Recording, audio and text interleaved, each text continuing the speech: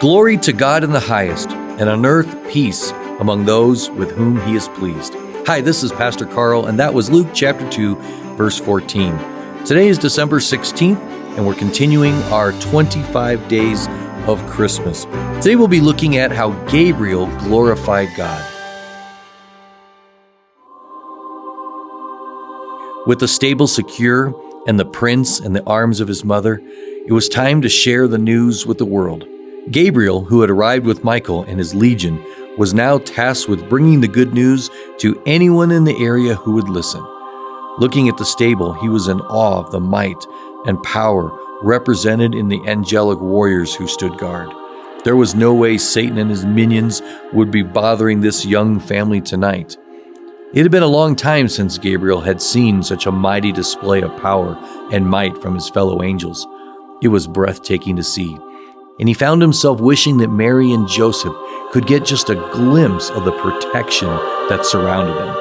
Maybe it would help them to relax and to rest more freely. Well, if he couldn't reveal himself to them, then he needed to find someone to show himself to. He could barely contain his excitement, and he was filled with worship of I Am. If he didn't let it out, he might burst. Looking out over the landscape, he saw Bethlehem. The small village was full of people celebrating their time with family members that they hadn't seen in a while. Many of them were still enjoying the gatherings, food, the wine, despite the lateness of the hour. Gabriel knew if he went there, he would be sharing with the whole village the wonderful news.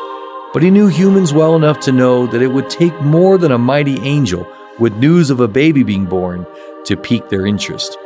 He needed to find someone who would hear his message, who would appreciate his worship to I Am, who would carry his message of the newborn baby. As he continued to scan the landscape, he saw small figures silhouetted against the sky.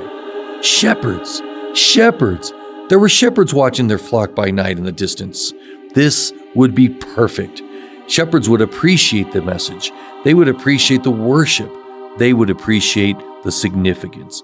In fact, they would appreciate being included. Gabriel's powerful wings lifted him up off the ground and away from the heavily guarded stable. He felt himself getting excited. He was excited to share his worship. He was excited to deliver his message of Jesus' arrival.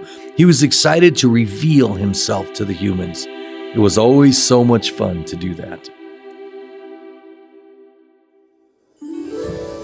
I've always wondered what it would be like to see an angel. But what does this story mean for us?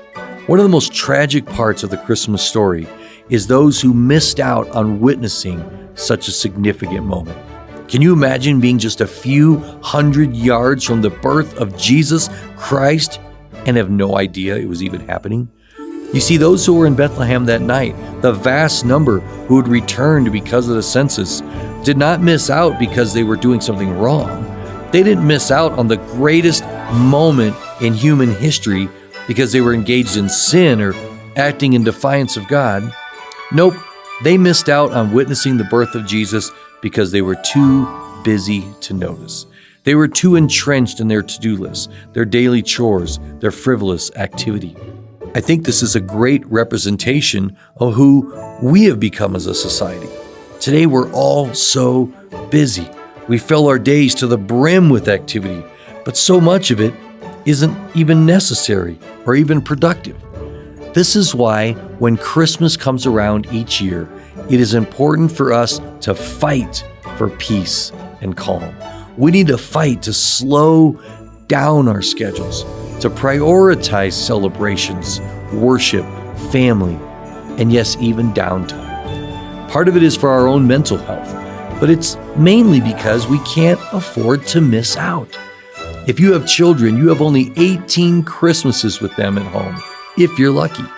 If you're married, you only get one first Christmas together. Each year, you have 12 months, but only 1 month is a celebration most of the world enjoys.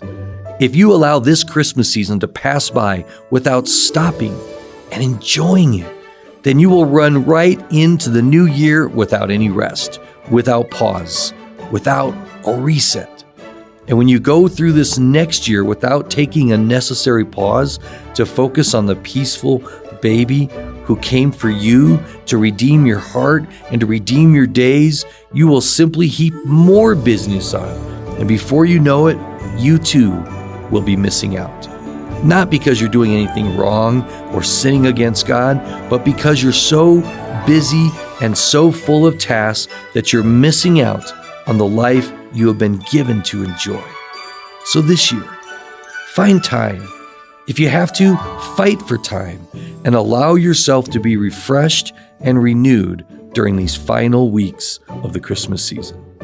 Thanks for joining us again here today for our 25 days of Christmas. It's such a privilege and an honor to get to serve you during this season, and we do sincerely hope and pray that this Christmas stands out among all the others and is extra special for you this year.